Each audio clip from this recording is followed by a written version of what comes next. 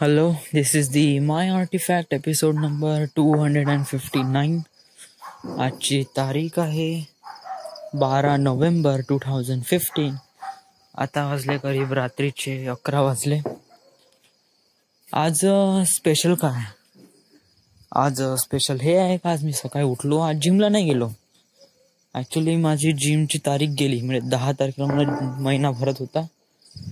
मी आज गेलो असतो आणि पैसे भरले असते, बट प्रॉब्लेम एक होता की माझा 20 तारखेपासून पेपर आहे. तर जर मी आता जिम लावली तर सकाळी आता 11 वाजेपर्यंत टाइम असाच निघून जाते. हो, मग तिथून 11 वाजता आल्यावर फील्स रिअली एक्झॉस्टेड. मग थोडंसं जेवण केलं का झोप लागून जाते. मग दुपारीत काय अभ्यास होत नाही. मग एकच टाइम होतो संध्याकाळी.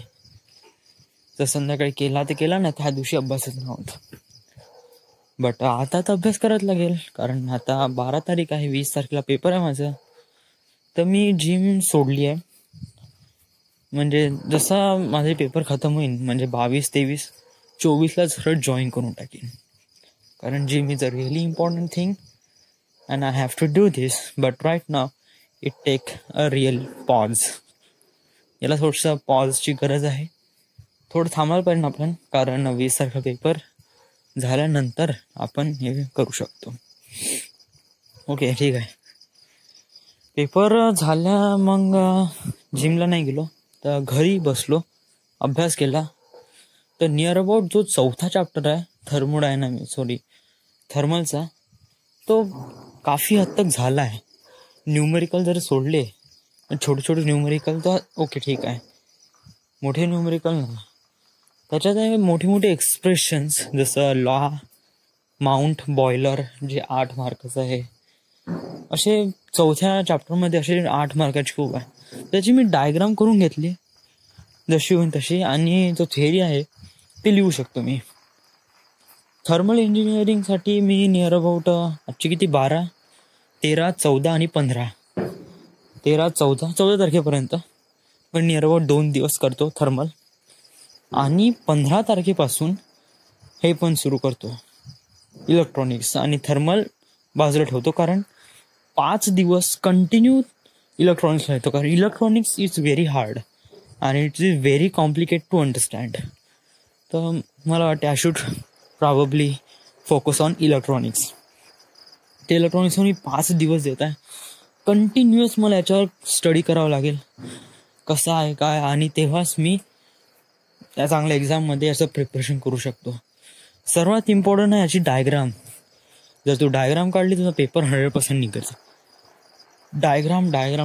आणि याचे डायग्राम बहुत कॉम्प्लिकेटेड आहे यार, बहुत कॉम्प्लिकेटेड.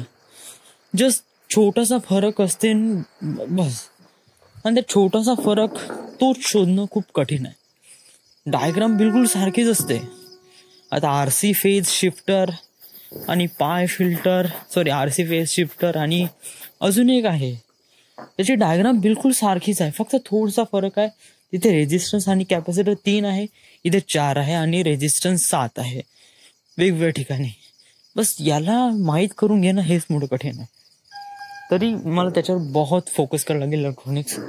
कारण इलेक्ट्रॉनिक्सचा असा कोणता बंधन आहे, प्रतीक आहे जो शिकू शकतो. बट मला आता त्याच्याकडून शिकून जास्त कोअरमधून जाऊन मला याचं काही करायला लागत नाही. मला याचे डायग्रामच रटावं लागेल. डायग्रामसाठी कोणी मला असं शिकून देणार नाही. डायग्राम अशी काढायची तशी काढायची, मला माहिती आहे डायग्राम कशी काढायची. मला फक्त ते डायग्राम प्रॅक्टिस करणं महत्त्वाची आहे. बस प्रॅक्टिस. तर अभ्यास खूप सुरू आहे. उद्या पण जिमला नाही जाणार, त्यामुळे थोडंसं पोट थोडं वाढून जाईल. तरी मी रोज फिरून राहिलो आहे. It feels really comfort for मी.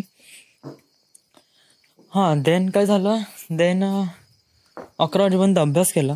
मग 11 वाजता मी आळस केला. थोडंसं फरशी वगैरे पुसून टाकले. आणि आळस म्हणजे तुम्ही एवढा आळस केला का अंघोळी नाही केली आज तुम्ही. आज काही कॉस्मॉसचे व्हिडिओ होते ते बघितले.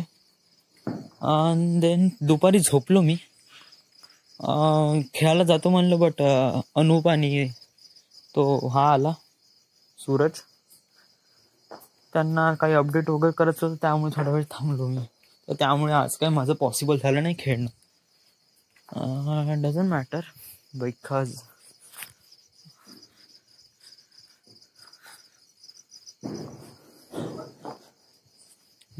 But I can do this.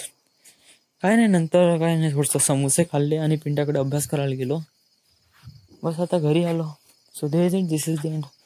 This is the my artefact episode number 259 right now. We are at Wardha, Maharashtra. Thank you.